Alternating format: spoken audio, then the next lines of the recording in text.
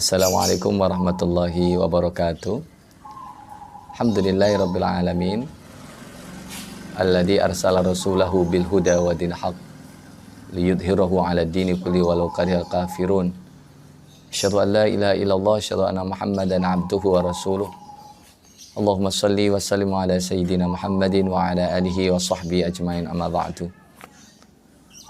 Jamaah rahimakumullah, alhamdulillah kita masih dititipi oleh Allah sebuah amanah yang besar. Kekuatan, kesehatan, ini merupakan amanah yang harus kita syukuri dengan ketaatan kepada Allah Subhanahu wa taala. Mudah-mudahan siapapun yang melihat video ini senantiasa dibimbing oleh Allah untuk menjadi hamba Allah yang pandai bersyukur, semakin taat kepada Allah, dan akhirnya kita mampu meraih gelar muttaqin, gelar husnul khatimah. Amin ya rabbal alamin. Salawat serta salam mari kita sampaikan kepada panutan kita semuanya, baginda Nabi Muhammad sallallahu alaihi wasallam, yang senantiasa memberikan tuntunan kepada kita dengan ajarannya ad-dinul Islam, agama Islam.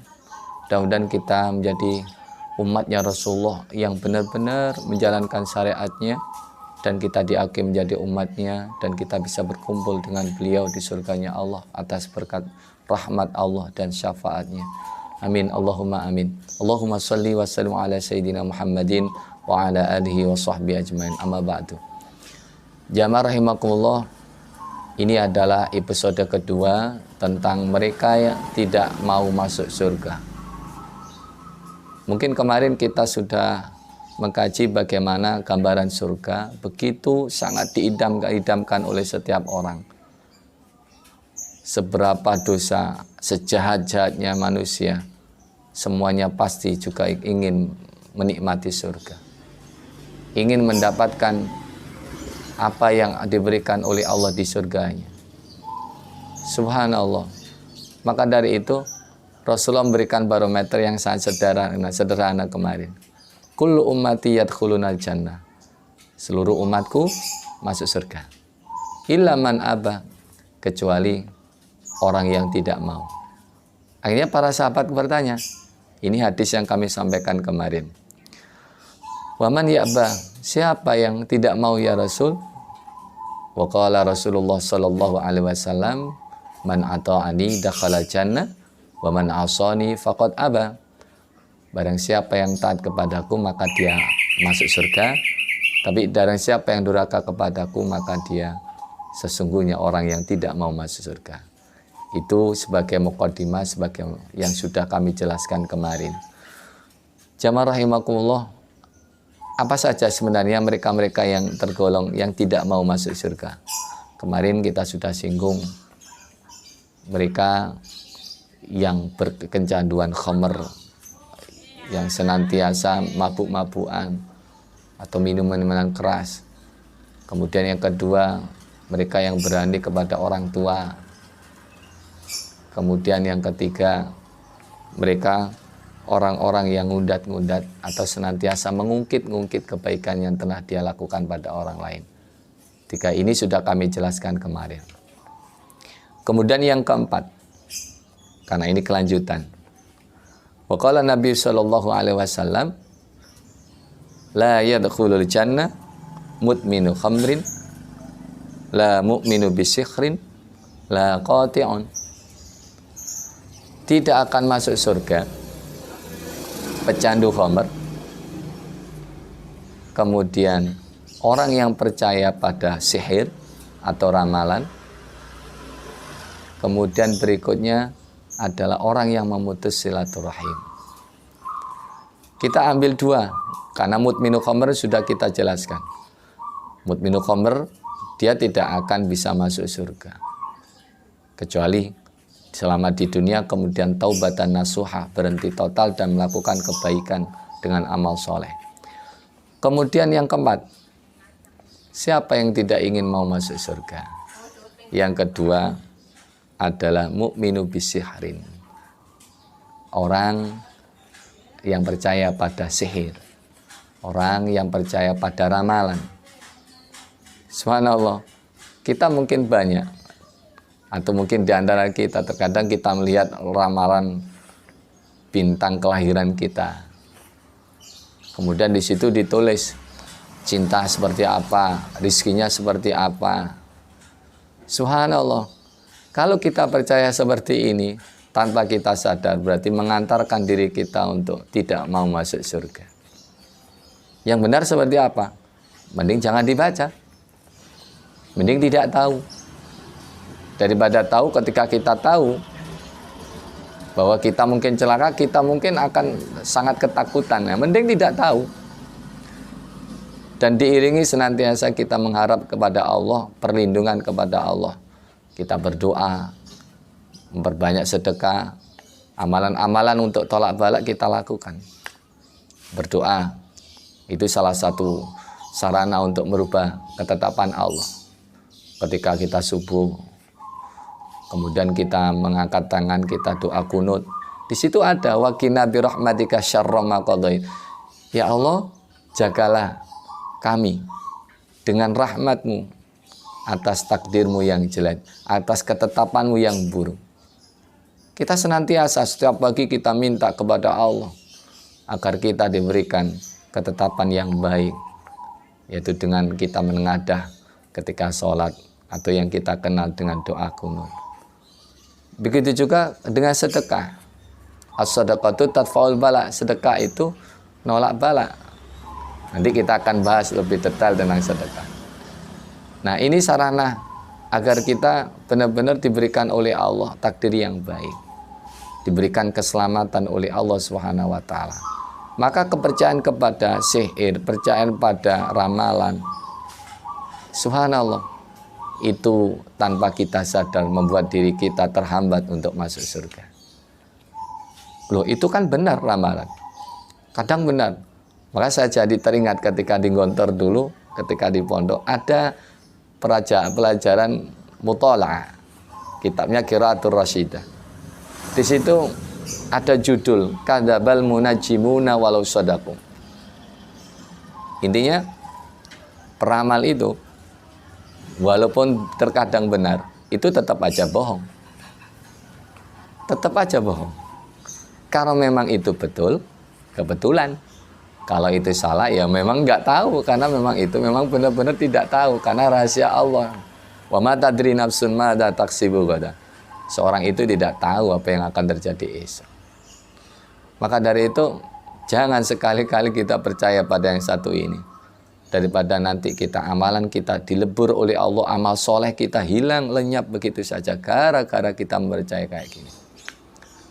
Mungkin secara guyonan, ramalan ada dua yang boleh kita percaya, dan itu tidak akan dosa. Berbeda dengan selain itu. Satu, ramalan cuaca. Mungkin hari ini kita akan melihat daerah kita Sidoarjo, ramalan cuacanya mendung. Bolehlah kita percaya? Boleh. Karena itu patokan, bahkan arah angin dan seterusnya. Itu secara hitung-hitungan, secara ilmu, itu dapat dipertanggungjawabkan. Karena memang itu ilmu. Subhanallah. Begitu juga dengan yang kedua, ramalan bidan atau ibu bidan yang akan menolong istri kita dalam melahirkan. Mungkin ketika memeriksakan istri kita yang lagi hamil, awal-awal hamil, ketika masih hamil muda, mungkin tim medis atau dokter atau mungkin bidan bisa merediksi. Bahasanya mungkin ramalan. Oh, ini nanti akan lahir bulan sekian, tanggal sekian. Ya walaupun kadang tepat, walaupun kadang maju ataupun mundur. Kalau percaya seperti itu nggak masalah.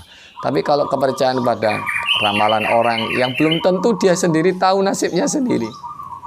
Ketika melihat bagaimana bentuk garis di jari, kemudian meramal, oh engkau akan menjadi seperti ini, seperti itu. Itu yang akan menyebabkan diri kita terhambat menuju surganya Allah Subhanahu wa taala. Atau bahkan ketika kita mendengar orang dulu menghitung bagaimana bunyinya binatang tokek atau tekek bahasa kita itu. Dihitung maju atau berangkat atau tidak, berangkat atau tidak. Nah, ini ramalan-ramalan yang seperti ini yang membuat kita terhambat dari api neraka, terhambat dari surganya Allah. Naudzubillah. Ini salah satu di antaranya mereka-mereka yang tidak akan mau masuk surga tanpa dia sadar. Jamaah rahimakumullah, kita hindari. Yang keempat. Kemudian yang kelima, qati'un, mereka yang pemutus silaturahim. Banyak hadis tentang pemutus silaturahim ini. La yadkhulul jannata qati'un, tidak akan masuk surga mereka yang memutus silaturahim. Dan masih banyak lagi hadis-hadis. Intinya, qati'ur rahim ini mendapatkan ancaman yang sangat keras sekali dari Rasulullah Shallallahu Alaihi Wasallam. Bahkan diancam tidak akan masuk surga. Kenapa? Karena memang kita hidup bermasyarakat. Kita tidak bisa hidup sendiri. Kita butuh orang lain.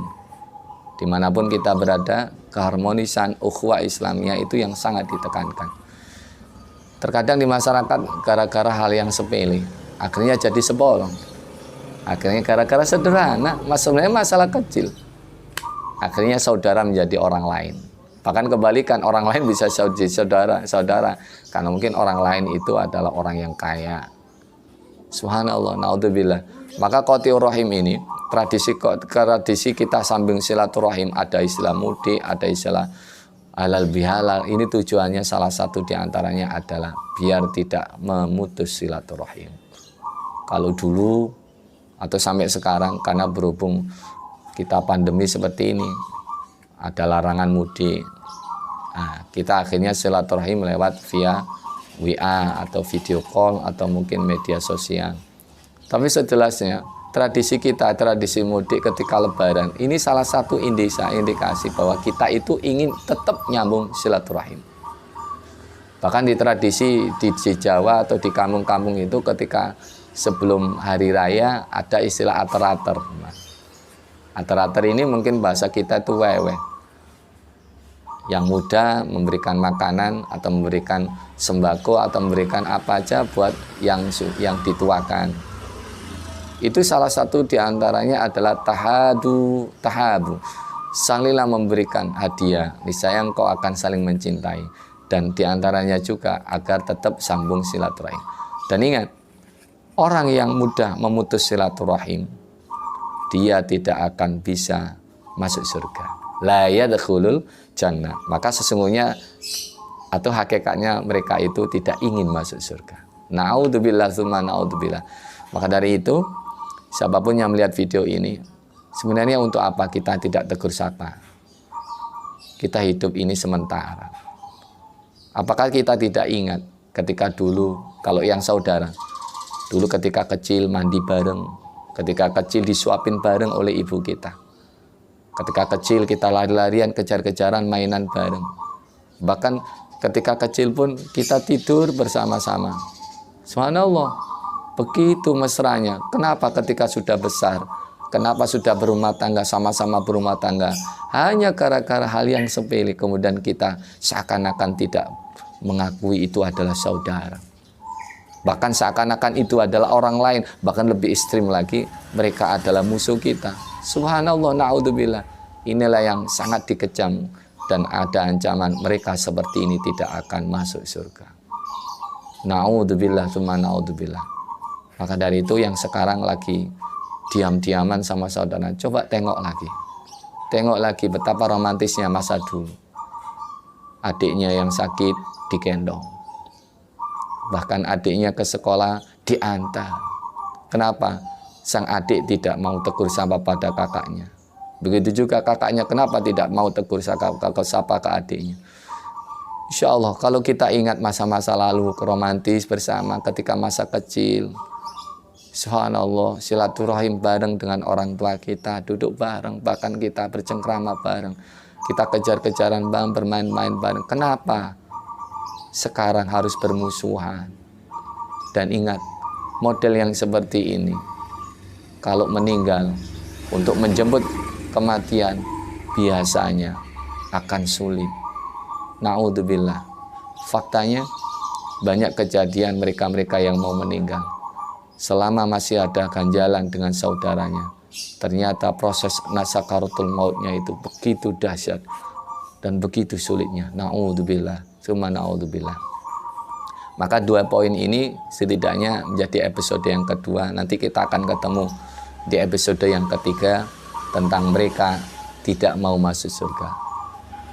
Yang pertama, mereka orang-orang yang percaya pada sihir, percaya pada ramalan, percaya pada prediksi-prediksi yang mungkin tidak ada hitungan secara matematik, tidak ada hitungan secara ilmu, tapi semuanya berdasarkan adalah apa yang dia yakini. Subhanallah, itu semuanya adalah tipu daya setan, na'udzubillah. Yang kedua, atau mungkin ini adalah yang kelima, mereka yang pemutus silaturahim.